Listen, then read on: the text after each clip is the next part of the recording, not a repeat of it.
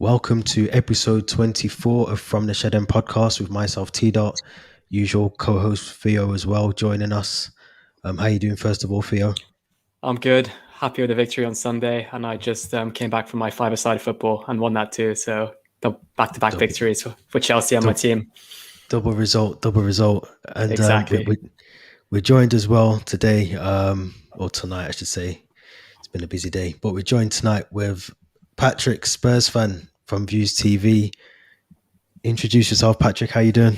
Yes, what's happening, people? It's your boy Patrick Tyron, aka Young Swaggy Daniels. When you see the T, you see the P. When you see the P, that represents T. Let's go.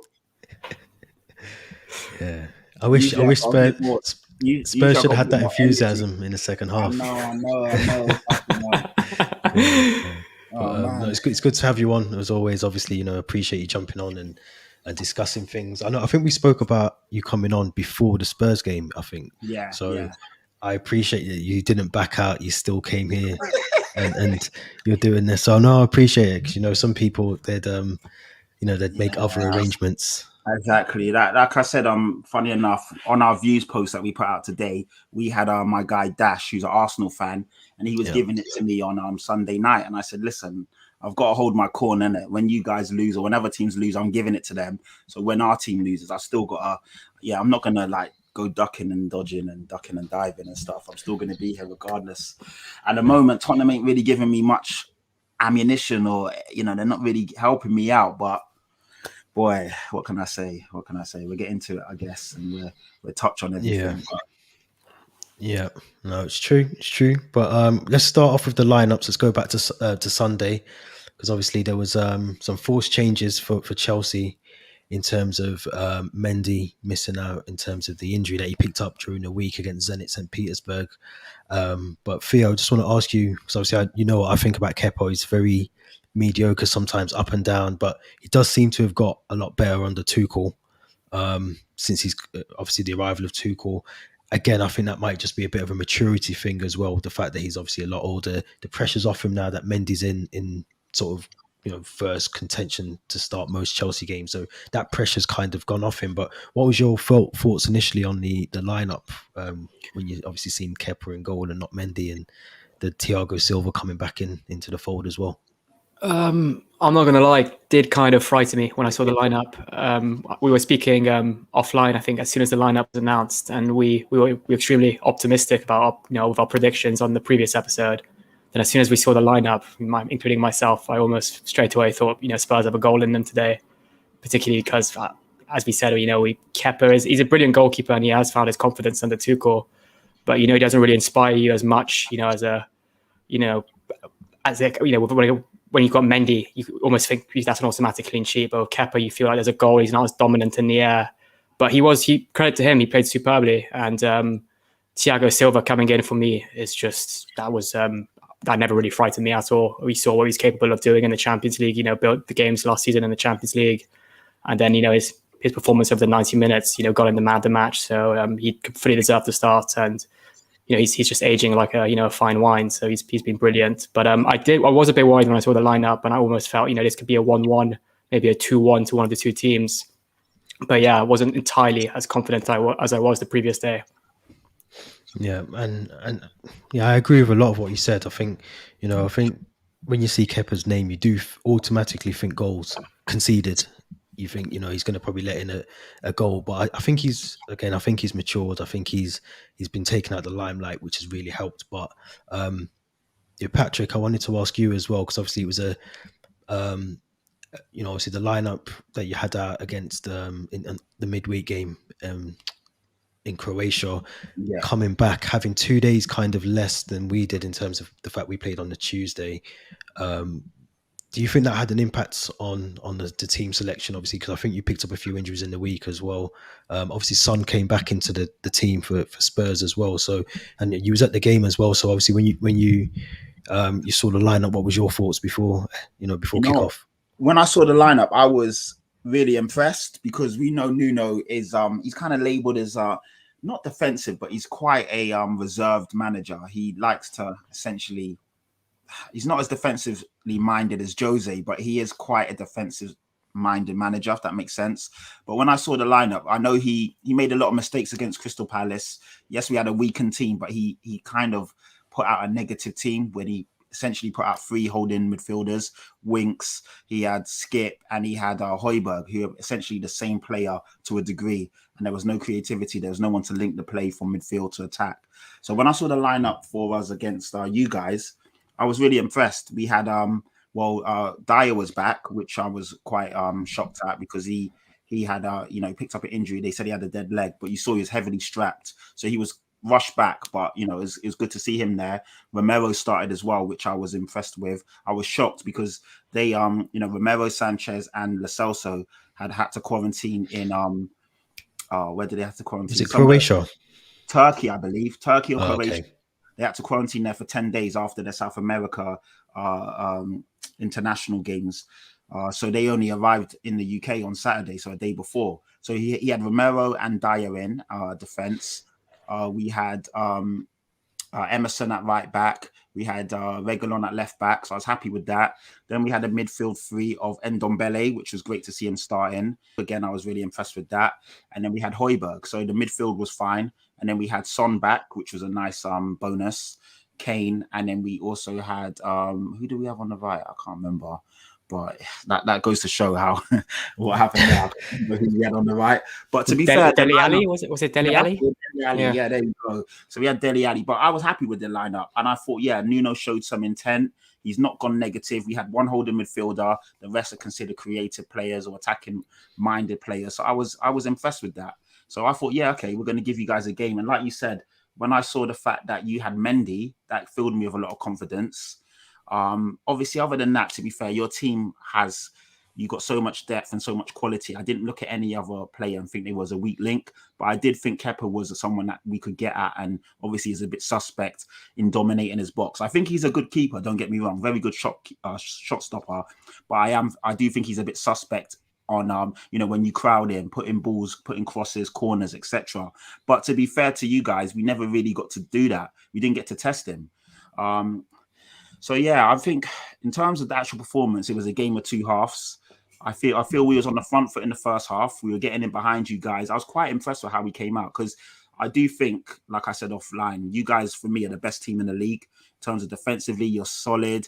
Your manager is probably the best current manager in the league in terms of his philosophy, his output, how he reads the game, but also how he adapts in the game. I think his man management and the way he can adapt in the game is second to none. He sees things before they're happening, and then he actually reacts in real time, not 10 minutes later, 5 minutes later.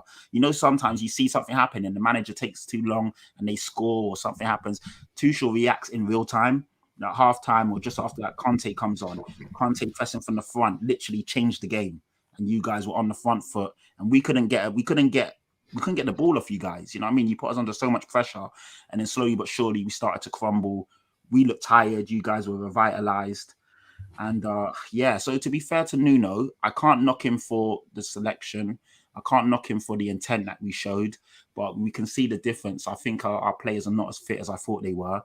And I think you guys just ran us ragged in the second half. And credit to, even though we lost 3-0, I think if it wasn't for Lloris, Dyer or Romero, I thought they had good games. It could have been a cricket score because you guys were just attacking. It was wave after wave after wave. And even though Kante's goal was a bit weird, I don't really understand how that went in. But to be fair, you guys could have scored four more. So I can't really knock Lloris. I think he had a good game, even though 3-0 doesn't always suggest it. I thought you guys just put us under so much pressure. Lo and behold, we were going to crack, and we did. Yeah, it was. I agree with you. I think it was definitely a game of 2 halves because I think the first half an hour, I think Nuno had set Spurs up to just come with the intensity, bring in that pressure. And to be fair, I think Rudiger, Silva, and Christensen were a bit sort of taken back by that. I don't think they were prepared for that. I don't think so. I think it was. I think it was a shock to the system in some ways as well. But Theo, I just wanted to ask because I think obviously the way that Tottenham started the game with that intensity, and like Patrick just mentioned in terms of the first half probably not being the best for Chelsea. We've seen that now really. I suppose we can go back to maybe the Aston Villa game or even maybe the Liverpool game, and in terms of how we didn't really play the best football in the first half of our games, even at Zenit as well. When you think how we played in that game, do you think it is a case that we're just a team now that sort of, obviously we've missed Kante for some of those games as well. So do you think it's just a case that we have missed Kante in terms of the fact he's come back into the team against Spurs and put in a good performance and changed the game in some ways on Sunday? I definitely do think, bringing Kante on adds that kind of extra bit of, defensive, winning balls, intercepting those passes. And maybe when you do have a partnership in midfield of Jorginho and Kovacic, there is a bit of maybe a defensive fragility, which means that the back three of Silva, Christensen and Rudiger have more to do. And as a Chelsea fan, it was a bit of an uncomfortable 45 minutes to watch that first half. I do remember there was a chance with Reguilon could have easily squared it maybe to a Kane or Son. And Rudiger did quite well to block it, but it was straight at him. So, a bit more pace on that ball, and it could have easily, been 1-0 to Spurs. I remember thinking in this, at half time, this is going to be quite an uncomfortable second half if, Spurs come back out with that same intensity. But then that's when you have a player like, Kante that can come on and just change the game. It could have been Kante, it could have maybe been Ziyech on a day, it could have been Hudson-Odoi if he finds his form. I think that's why, I kind of, have to echo what Patrick said. We have probably the best squad and one of the best squads in the Premier League in terms of depth. We've got the manager, who can make those changes and read the game to see, which player needs to come on. I feel like I do think bringing Mount on, I was quite shocked at first. I said, you're only giving him 45 minutes. I do agree he was poor, but, we know what type of player Mason Mount is. And at the same time, we saw what Kante did as soon as he came on. And I thought, having Jorginho, Kante and Kovacic on the same pitch, does that make sense? Three kind of, midfielders that don't really offer you many goals. They don't really offer you many assists. But then we saw what they can do, one chance when Kante got the ball, which he doesn't really shoot, but he did. And yeah, it was a bit of a fluke. But I just wanted to kind of that second half for me was all Chelsea. I think, throughout the game, we had 20 shots on goal. 10 of those were on target. And 17 of those 20 shots came from inside the box. So it just goes to show, how Spurs were struggling to really defend their box and allowing, players like Alonso, who I thought was superb on the day, to enter the box. And, the fact that, we had 10 shots on target, but only scored 3. Again, I can only echo what Patrick said. Lloris was superb on the day. It could have easily been a cricket score. And then, Spurs just crumbled after the 64th minute. They failed to register a single shot on goal. So it was complete Chelsea domination in the second half. And that's credit to Kante and credit to Tuchel, I'd have to say. Can I, before you go back on T-Dot, I just want to say, Theo, superb analysis of the game, great breakdown. And I totally agree. That shows the quality of you guys. The fact that, and it shows how good the manager is, and he's ruthless as well, which is what you need when you want to be a world-class team. You need a manager that's ruthless and will put his neck on the line and make those big decisions. Because we know how good Mason Mount is as a player, but he wasn't doing anything in the game. Get off. And we bring someone else on. We've got players that are good on their day, but we keep leaving them on. Like Dele Alli did nothing. Get him off. Harry Kane was doing nothing. Get him off. The difference with your manager is he'll make those decisions. And if you lose, then fair enough to say, hands up, I got it wrong. But when he gets it right, which is pretty much more often than not, it changes the game. And then you guys, obviously, like you said, Theo, you were ruthless. And if it wasn't for, I still, as I said, Dyer, Romero and Lloris, I can't really fault them. They had really good games, because on another day we end up getting battered and it could be 6-0, and that would have been 3-0 is a bad loss, don't get me wrong, but 6-0, 7-0, an embarrassment, and then it's almost like where do you go from there?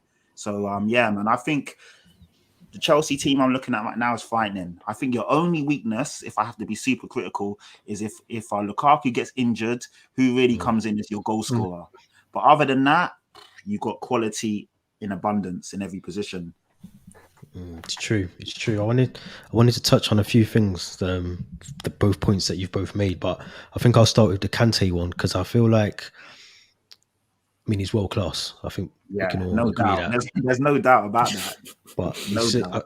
But what I like about him in terms of, he doesn't actually do anything which makes you think, oh, he's world class. It's the little things that he does, the very simple things that he does on and off the ball. He's not like a trickster. He doesn't do flicks and tricks, or he's not really the fastest. He just knows how to read the game. You wouldn't say he's got the silkiest pass. You wouldn't say he's the best pass on the ball. But the difference with Kante is when he's out of the team, then you notice the difference. Or when the game's done, you're like, shit, the guy was everywhere. He did this, he did that. Yeah. So it's a thing where it's like the eye test. He wouldn't pass the eye test. You wouldn't look and say he's a beautiful footballer, he's silky, he's this. But you just look at all the things he does. And then when he's out of your team, then you're like, wow, we really miss that guy. And then you see how good he is. So I agree. I agree. I think the fact that Tuchel made that change, which brings me on to my next point about Mason Mount as well. For me, I think Mason Mount has just played too much football in the last 2 years.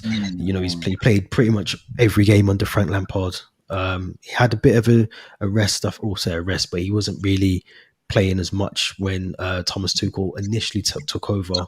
But he did then, obviously, he's played pretty much every game since. He also played a lot of games in the Euros.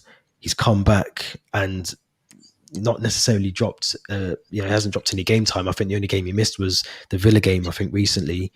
And obviously came back in for Zenit as well. So I think for Mason Mount, I think we've got to remember his age as well. He's still quite young.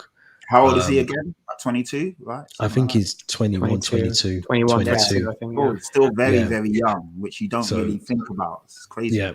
So to play that much football, the pressure that's on him as well, I can kind of see why there's been a slight dip in his form. It's probably been the last 3 games now that he's been involved in, that you kind of look and you think, I can see that he's tired, he's fatigued, he's just probably worn down. So I think it's right that Tuchel brought him off. I think it was a very good tactical substitution and it worked. It paid off, like you said. When it works, Patrick, like you said, when it works, it goes well, and if it doesn't, you got to hold your hands up. But I do think it's a brilliant substitution as well. But I wanted to touch on the fact you mentioned, obviously, Eric Dyer, Emerson Royale as well, the defence that you've got there.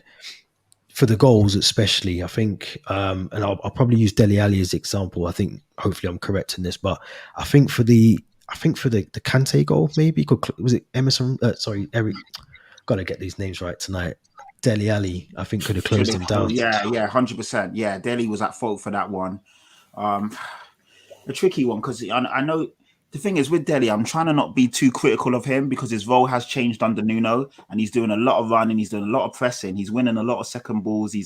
So his game has changed. But to be fair, as great as it is to see him fit and active and pressing and blah blah blah, we need some output from Dele. We're not getting goals, we're not getting assists. He's not really commanding a game. You don't have to get goals and assists to command or dominate a game. When you look at someone like your guy who's on loan at Crystal Palace, he's not essentially getting goals and assists every game, but you can see what he's doing. He's controlling and dictating the game.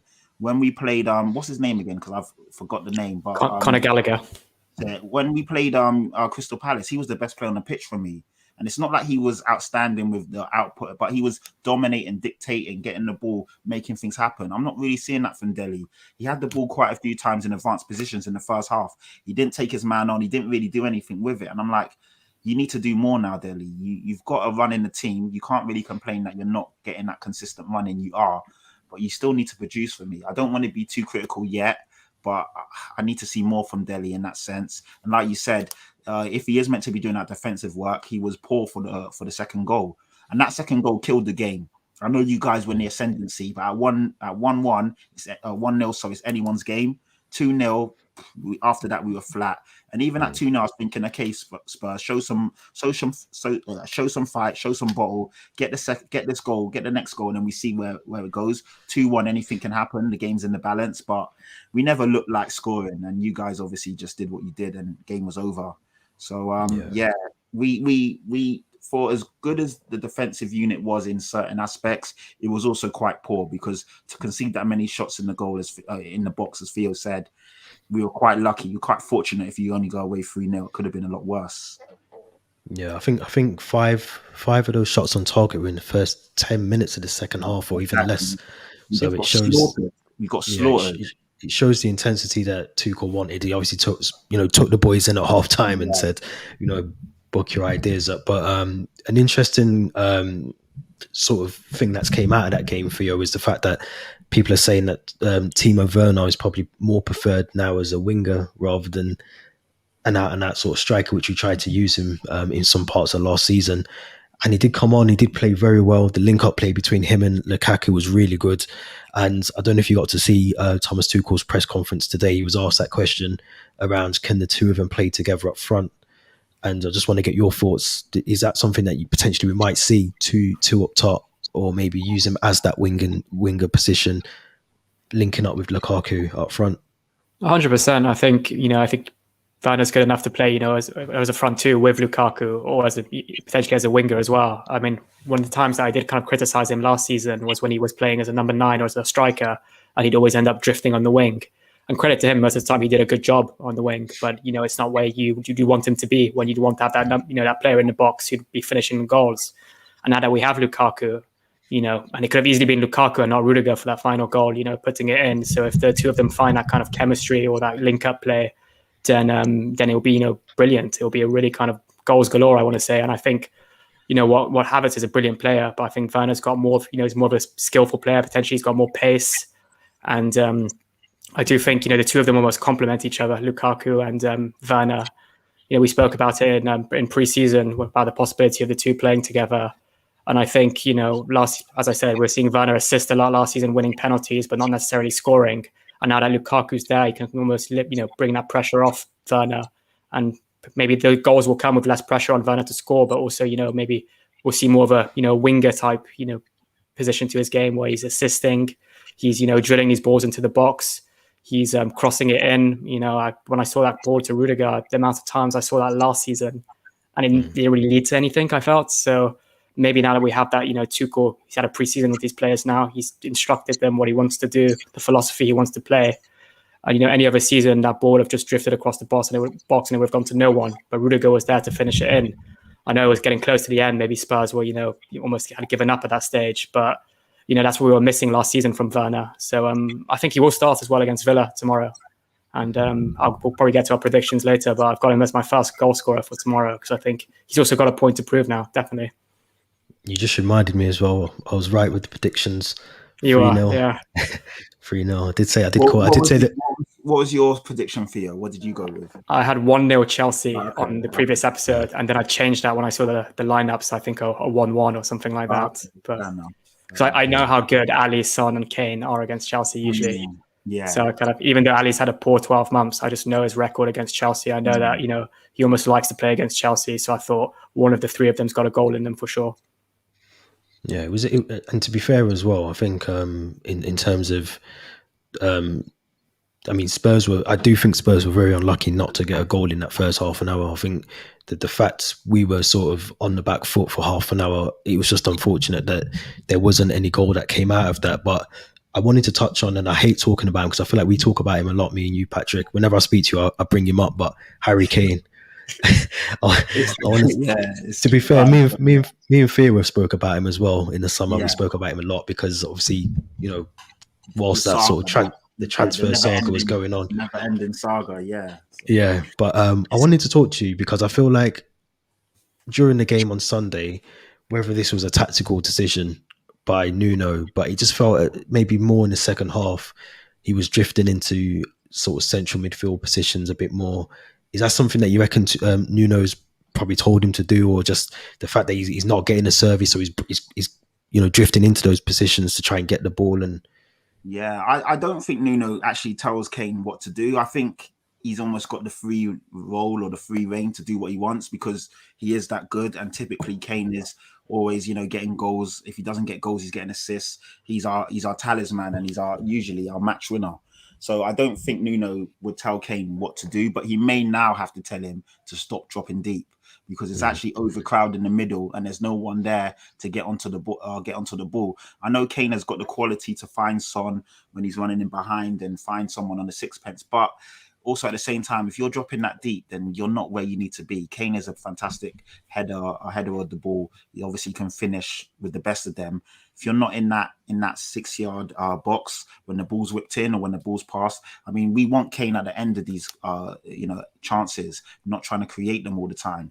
So again, change your game. You know, you kept doing the same thing. It was predictable what he was doing. Your defenders almost had a day off. They didn't have to worry about him. So change it up a bit. But I think he was just getting frustrated. He wasn't getting found. I think he's almost at the point now where he's trying to overdo it because he knows everyone's talking about him. What's happening? Kane isn't doing this. Kane isn't, and he's overdoing it now. Just chill out and let the game come to you, so to speak. Sometimes strikers just need to step back a bit, let the game come to them, and then obviously make the run or do what they need to do, because it feels at the moment that he's over forcing it to try and show you know, what he's about and what he can do. We all know Kane's quality. Typically, Harry Kane always starts the season off slow anyway. We always have that joke that he doesn't score in August. The fact that he missed, you know, he missed the first couple of weeks anyway for training, missed a couple of games. He's already behind that curve. Then there's also the question, does he want to be here? You know, I mean, only he can answer that. His body language is quite despondent. If we're being honest, he probably doesn't, but he's stuck because, you know, we all know what happened in the summer. So, but he needs to buck his ideas up. He's our best player. Well, some would say, a lot of people would also say Son may be our best player. But to be fair, I think anyone that says Son is our best player is probably just saying that because Harry Kane's pissed them off. For me, Harry Kane is definitely still our best player. I can't just sit here and clap just because of what happened in the summer. For me, Kane is still our best player. Son is, don't get me wrong, Son is quality. He's a top player. But Harry Kane is still our best player. And then obviously we go from there. But he needs to step it up now, man. No more hiding. No more fucking about. We've got Arsenal on the weekend. We need a result against Arsenal. We cannot lose that game. We have to get a result out of it. Obviously, it's difficult to go to the Emirates and get a win. We haven't done that in a long time. But we must not lose that game on Sunday. It's a big game. It's a big game. But just before we move off on Harry Kane, I just obviously the comment there as well around his brother. You know, do you think that's a big factor for Harry Kane in terms? Is he still his agent? Is he still part of his? Well, according to what some of the reports are saying, he's been moved aside just to get him out of the firing line, because obviously the move falling through. Kind of Charlie Kane was blamed for a lot of the naivety, like leaking stories to the Sun, kind of like obviously telling Harry Kane or advising him not to report back to training. A lot of it went down. I know at the end of the day, it's Harry Kane's decision. Harry Kane is the player. He needs to, but a lot of the ill-advised advice allegedly came from Charlie. So I don't know what's going on. There's reports that he has been moved aside and Harry Kane signed with another agency. And even during the summer, he changed his PR agency as well, because there was a while where he was completely silent, and then, you know, he started putting the posts out like back at training, well done lads, all that typical shit that, you know, is pretty much written and scripted. Yeah, I don't know at the moment what's going on. It's gone quite quiet on that front. But I don't know. You know, when it said another player who lets his brother do the talking, who was Shoot the Defense referring to? Who was the other player you guys were talking about? You know, Theo, from your last comment. Before this one, no, the one before that, where it says another player. Obviously, they're talking, so they're talking about Harry Kane, obviously. But when it says another player, were you guys referring to other players in another pod, or is it just that comment is off the back of what? Do you get what I mean? Does it make sense what I'm saying? Is he referring to that you guys were talking about in a previous pod, or is he just No, I'm not 100% sure. Okay. But yeah, no, that's interesting. I mean, it's like you said, you know, I think he's got to. He's there. He's not a Chelsea. He's a Spurs player. He's under contract. He's being paid every single week. Those are the terms of your contract. So you just have to, you know, you have to stick to them, and you just have to. You have to play the football that you're being paid to play. Yeah. So, I mean, you know, Harry Kane's paid quite handsomely. I know, obviously, the money isn't everything, and of course, who wouldn't want to go Man City if Man City are after you and you get the chance to fight in a team that is. I don't know. You know, they were losing to Wickham before, so I'm not sure. No, they're 3-1 up now. They're 3-1 up. Okay. They turned that game around quickly.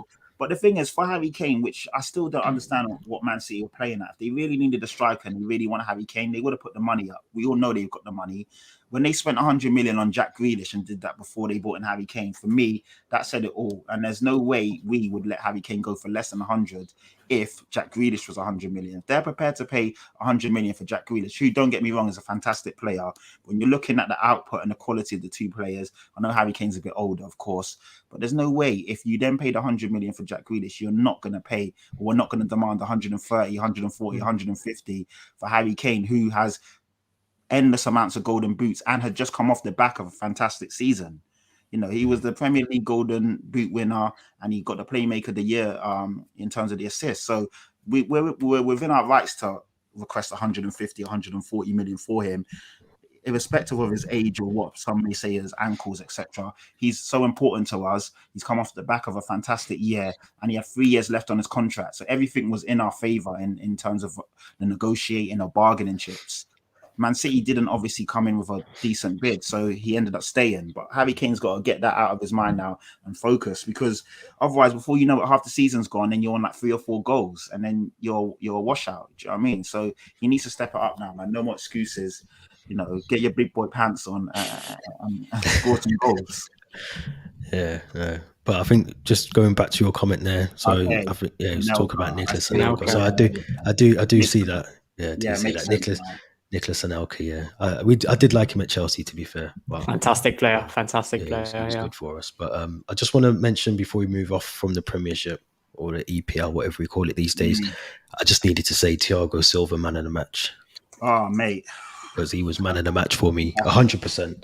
You know, he was. If we talk about Kante, but he was actually man of the match for me.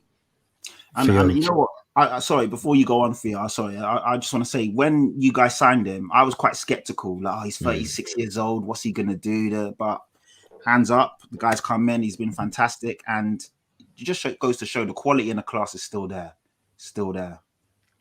100%. Experience is there, 100%.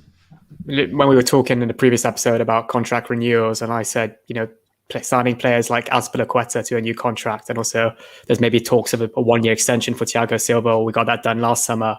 It's so important to these type of squads just to have that experience in there. And you know, like Thiago Silva, I think he's turning 37 this week or next week. He's still playing like he's, you know, in the prime of his days when he just signed for PSG or, you know, early AC Milan. And he was absolutely fantastic. And when people talk about the best centre backs in the Premiership, a lot of talk is always around, you know, Ruben Dias or Virgil van Dijk. But, you know, what's not saying that despite his age, Thiago Silva's amongst the, you know, up there with some of the best centre backs. And maybe I do see sometimes we saw against, I think, in the Spurs fixture last season when he stretched a bit too much and ended up getting injured. We saw it in the Champions League final as well. Maybe that is that side to him where you can't play him every week. But, you know, in big games like that against another, you know, team that's fighting for top 6 or top 4, he needs to be playing 100%. And as much as Reece James is good, I think that back line of having Aspi as the right wing back and then Christensen, Rudiger, and Thiago Silva with one of Alonso and Chilwell as the left wing back, it just works wonders. Because I think just going back to that back five, we just saw how, you know, Alonso was getting in the box each time, and I think he must have that communication with Azpilicueta. One of them stays a bit more back, and then when the other one goes, you know, forwards, it becomes a back four. But, you know, Thiago Silva and the whole defense was fantastic. But Silva and Alonso, for me, were brilliant on the day as well. I just want to go back to that comment down there by the defense. Were you surprised, Theo, that PSG didn't think to keep him on and you know, try and do a deal with him, or you know, because he's, I mean, like you just mentioned, you know, he's 37. To be honest, it probably could have easily suited him just to stay in the French league and, you know, do another season there. And, you know, but was you surprised that obviously there was no contract done between the two, the player and the club, to keep him there, and that, you know, obviously he decided to come to the Premiership? I'm really surprised, really surprised. And I think he spoke out recently about how he was really disappointed with how things finished at PSG. He didn't really get the farewell that he deserved. And it was just, I think, a small Instagram post or whatever. But especially maybe PSG, like Chelsea, have that policy where they're quite, you know, reluctant to give contracts to players over 30. But, you know, why let Thiago Silva go and sign a 34 or 35-year-old Sergio Ramos, who's just come out of the back of, you know, an injury-prone season and really poor season as well. So it doesn't make sense at all. And if I was Thiago Silva, I'd feel like I'd been cheated by PSG. But the fact that he's won a Champions League now, you know, at Chelsea, and put in a man of the match performance like we saw on Sunday is almost a bit of a middle finger up to PSG and you know, their transfer strategy. So credit to him. You know, I think he's come out, you know, stronger and at the better club, I want to say. Yeah, well, yeah, it's a bold statement for you. But yeah, no, I agree as well with the comment down there. Rudiger and Christensen have definitely improved. I'm going to throw Trevor Chalobah in there as well. I think obviously Thomas Tuchel's seen something in Chalobah to keep him at the club, not loan him out. we've obviously tried to get the Koundé deal done before the window shut as well, but I think that's obviously a factor why Chalobah stayed. But I just think in terms of keeping him around the club, and I was saying to someone yesterday, even if we do lose Thiago Silva and he's not able to play, we don't extend his contract, and he decides to hang his boots up, which is an option. It'd be brilliant to keep him around the club for just maybe another year or so, just to give that experience to someone like a Trevor Chalobah, Malang Sarr, if we keep him as well, whoever else we bring in that sort of central defence position. But it's, from a Chelsea perspective, it's definitely full steam ahead at the moment. But Patrick, I just wanted to ask in terms of Spurs, because obviously, Thursday nights playing on a Sunday, that kind of catch up thing, it's never easy. It's never easy for any club, and we've been there, as Chelsea fans as well. But what do you think realistically for Nuno Spurs this season? We have to. Ideally, we need to win our Europa Conference League. We're in there. We're one of the favourites. You'd typically say it'd be between us and Roma as the early favourites. Obviously, that can change. I don't know, because it's a brand new competition. I'm not sure what happens. Did third place Europa League teams drop in? I don't know how it works. I'm not sure what happens in that sense. But either way, Tottenham should be one of the best teams in there. We have to go for it. We can't turn our nose up at silverware. I know, it's a new competition, and typically you don't want to be in there, but I'd rather be in there than not be in Europe. And yeah, we need to win it. We need to win it. You're right though, Theo, isn't T-Dot? That Thursday, Sunday schedule is horrible, especially when the big teams play on Saturday, because you're playing catch up already. So it's a horrible fixture rotation or cycle, but it is what it is. We're in there because that's where we finish. That's where we deserve to be. But in terms of that, so ideally you want to win that. Obviously, if you can go on a good cup run, fantastic. But the aim for us is to get back into that top six. It's going to be difficult now because there's a lot of good teams. You've got your Leicesters, you've got your West Hams, obviously Arsenal. I don't know where they'll be, but they'll be fighting for that as well. So there's a lot of teams fighting. They're 13th at the moment, so let's hope they stay there. Over the course of a season, they should be, if they're serious, they should be fighting for top six as well. But for me, the top four is set. I definitely think, it's almost like a 4-horse race for the title at the moment. I do think Chelsea and Man City are the stronger teams, but Man United, with all their quality that they've added, should be up there. And obviously Liverpool, if they stay fit, they're definitely within a shout. We all know how good they are on their day. So the top four, in my opinion, is those four teams. And then you've got your Leicesters, your West Hams, your Tottenhams. They'll be fighting for those other two spots to get into the top six. Obviously, whoever then finishes out that is 7th. Typically, Arsenal will be there as well. So already, the league's already packed. So it's going to be hard to get into those top 6 places as it is. But Tottenham should be aiming for top 6 and to win the Conference League. That's what I would say is a decent season. I'd have to agree. And Theo, what did you reckon? That's a realistic progress, obviously from last season for Spurs. Very, very realistic. I felt they did very well to keep Harry Kane, and as Patrick said, if he rediscovers his form, there's nothing that says they can't break into that top 6 and challenge for the Conference League. And I think the two kind of favourites for that Conference League are definitely Roma and Tottenham, just based on the quality of players they have. Mourinho, Nuno, probably the two best managers in the Conference League as well. And just for going back to Chelsea, I just found it remarkable how it's Chelsea, Liverpool have always had identical stats. Every single one of their results has been the exact same one. Yeah, but crazy. Then you look at Chelsea. I feel like the opposition we've played has been a better quality. Yeah, so that maybe favours us there. But I think we're exactly the same goal difference every single time. When we beat Crystal Palace 3-0, they beat Norwich 3-0. We beat Tottenham this weekend 3-0. They beat Crystal Palace 3-0. So it's just like matching each other's results. But yeah, I think the teams that are in the top 4. I don't know if Brighton still sit there at the moment. I think they're 4th or 5th. Yeah, I think it's both the Manchester clubs, Chelsea and Liverpool. I think it's one of those 4. 100%. My only sort of, not worry, because I don't really care about Liverpool this much, but I suppose my only thing for Liverpool is obviously we've still got to factor in the African Cup of Nations. Yeah. When Salah will leave, Mane will leave. Keita. I don't think Matip plays for his. He doesn't play anymore. They don't have the depth as well of you guys. Like Chelsea and Liverpool, Chelsea and Man City have good depth. If you get a couple of injuries, you're more than capable to cover those positions. Other than, like I said, Lukaku. But even if you if Lukaku gets injured, touch wood for you guys, you still got the quality to play a false nine, have Werner, have Havertz, have Ziyech. You can mix and match. Do you know what I mean?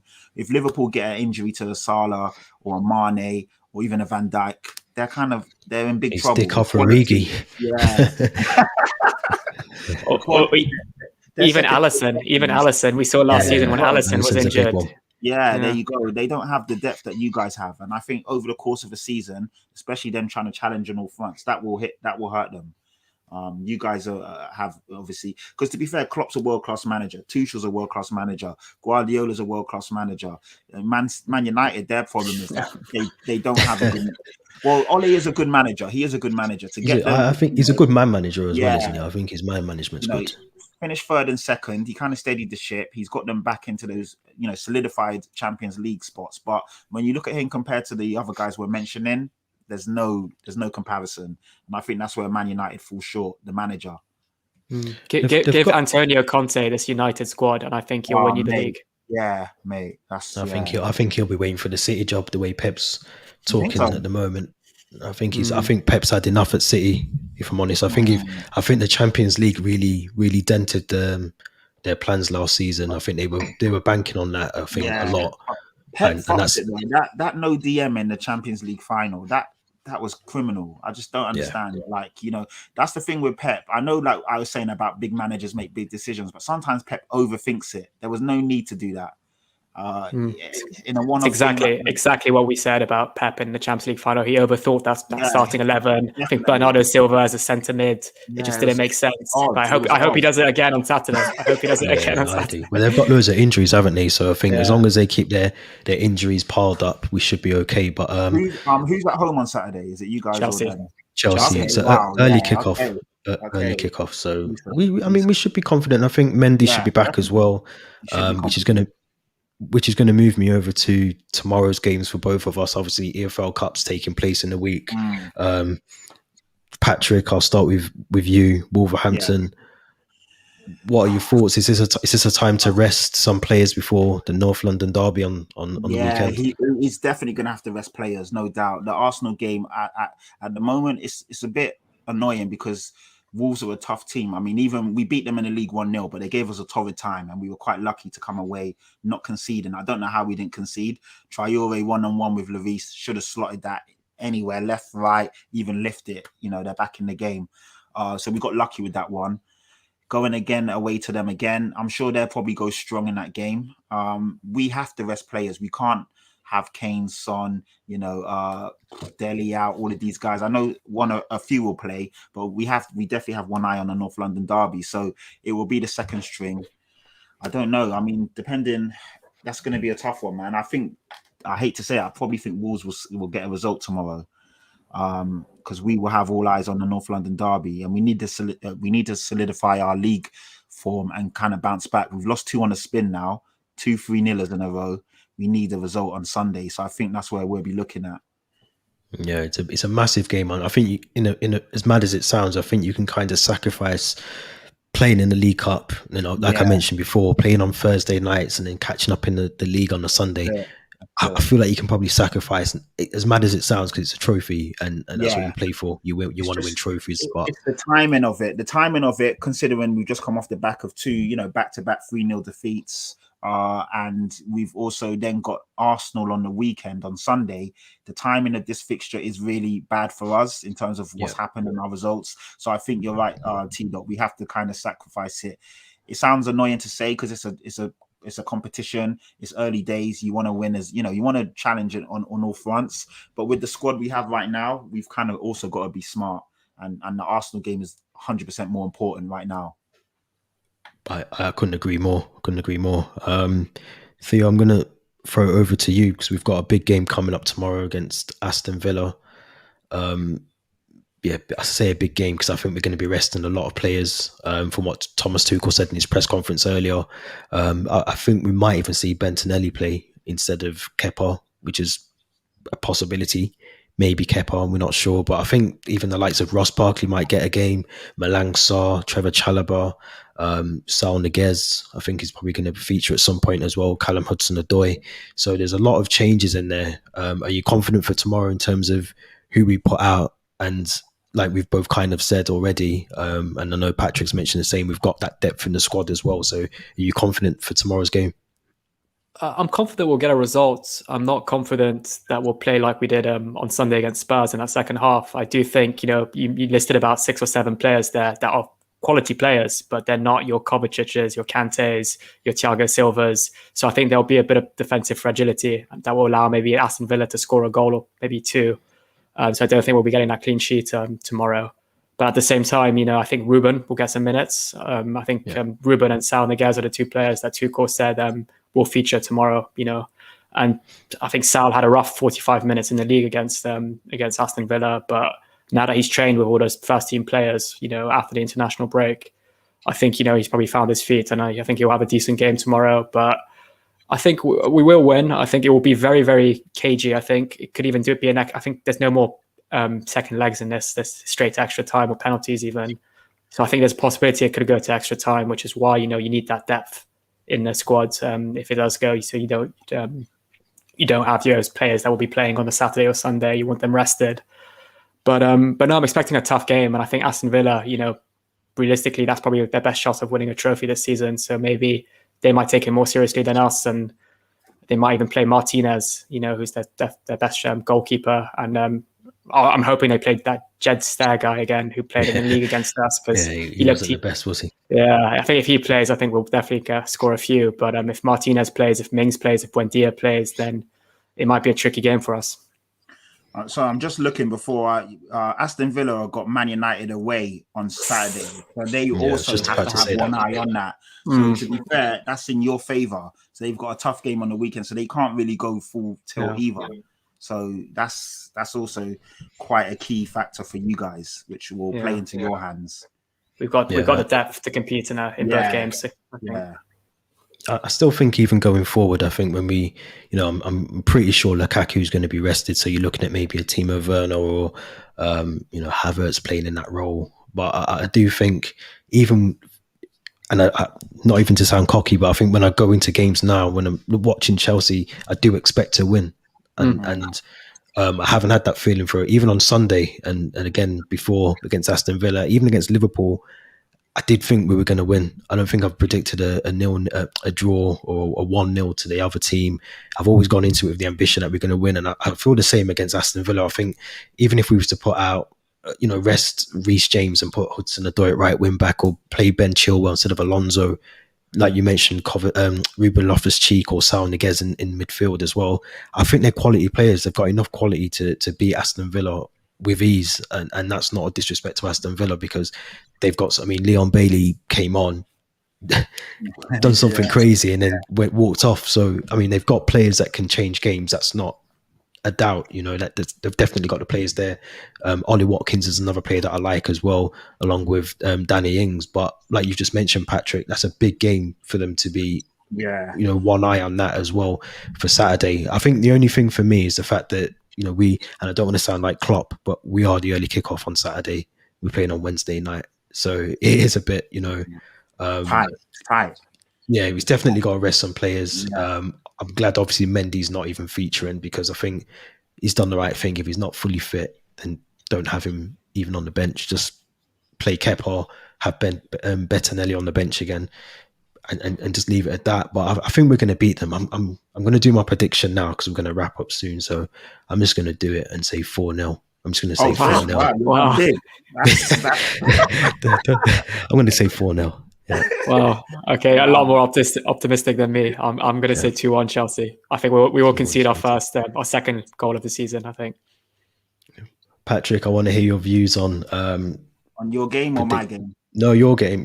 Well, both actually. You can do both. I think you guys will win 2-1 or 3. The thing is, you guys have got so many good players, but the fact, like you said, after they haven't really, the second string probably haven't played together as a unit.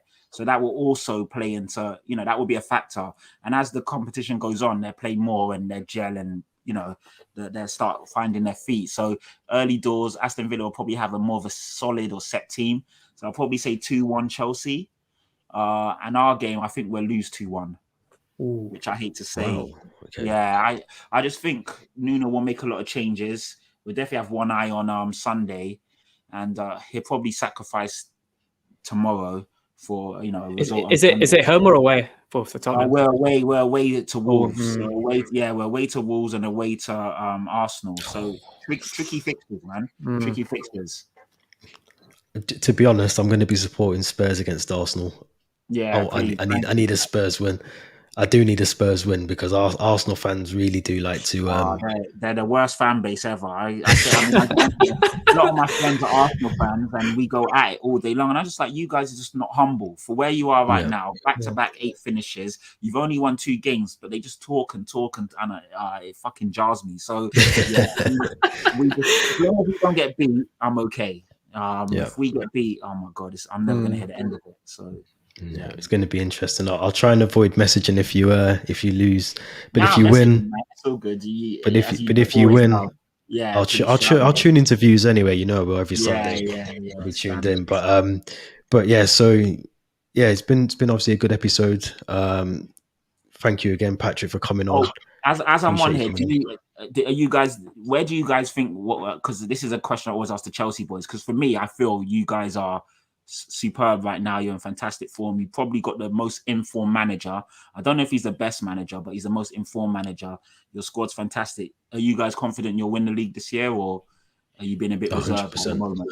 Wait, if you're listening on Spotify, we're both nodding very, enthusiastically. Brilliant. No, that's great, man. That's great. I love to see it. Because I think you guys are the best team personally right now. The only thing you mentioned earlier, which I definitely agree with, is if we was to lose Lukaku in a very sort of 6-month kind of injury, a Van Dijk injury. Yeah, exactly. Not even 6 months, because that's kind of almost unheard of. But if he has like a 3-month injury, those can happen. Then I think you're in trouble.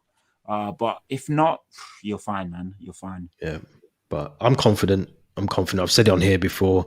May, I'm going to be here, sitting here, big bottle of champagne, drinking it, celebrating, music in the background. Even though we're doing a podcast, it's going to be a crazy episode. But I'm confident. I'm confident. I think the way we've started it.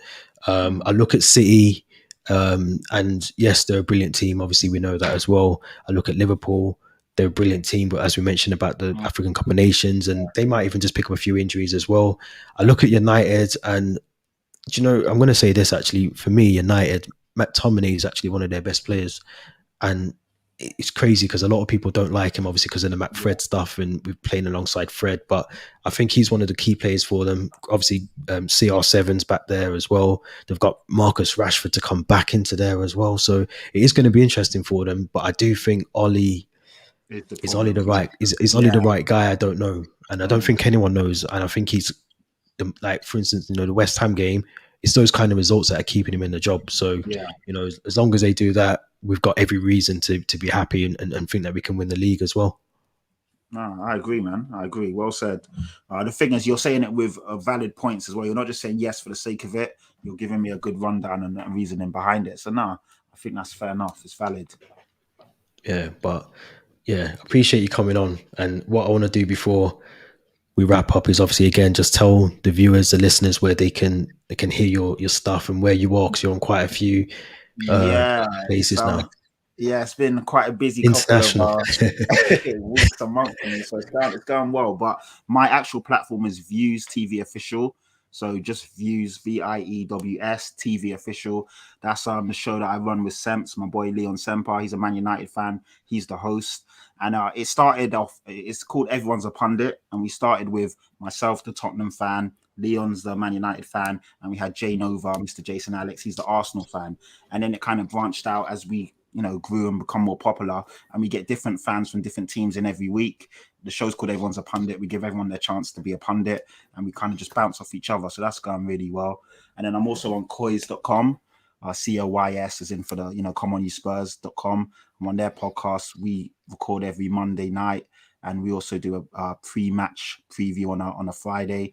And then I've been featured on quite a few different platforms now, like the Football Terrace and other shows like you guys, where you just invite me on. So yeah, man. I mean, my username is Patrick Tyrant on our Twitter and Instagram. Just follow me, and then you can keep up with all the stuff I'm doing. Yeah. It's a lot of stuff you're doing, because obviously I try and keep up with it, but it's you're doing too much, Patrick. You need to stop. But Theo, just let the listeners know where they can find you as well, and all the stuff that all the work you're doing on Instagram as well. Yeah, so you can follow my Twitter account at Seski Time. So Seski spelled the Cesc Fabregas way, but drop us a follow on From the Shed End podcast on Instagram. So it's From the Shed End with underscore between all the words. And I'm going to the Aston Villa game tomorrow and the City game on Saturday. So there'll be a lot of match day content from those games as well. I'm trying to post some reels as well, just like what it's like to be at a Chelsea game at Stamford Bridge. So drop us a follow there and to see all that content. Yeah, and also Twitter as well. We're on there. YouTube at From the Shed End on YouTube. Just search for us, From the Shed End podcast. Give us a subscribe, like, comment, agree with me, disagree with Patrick. But no, I'm messing. But no, honestly, Patrick, thank you for coming on, taking the time out as well. Yeah, so always a pleasure. You boys, get me on whenever you want. Oh, we will. We will when we do the jump on my platform as well. Seski, I've just given you a follow, so yeah, we'll link up and we'll work together. So sounds good.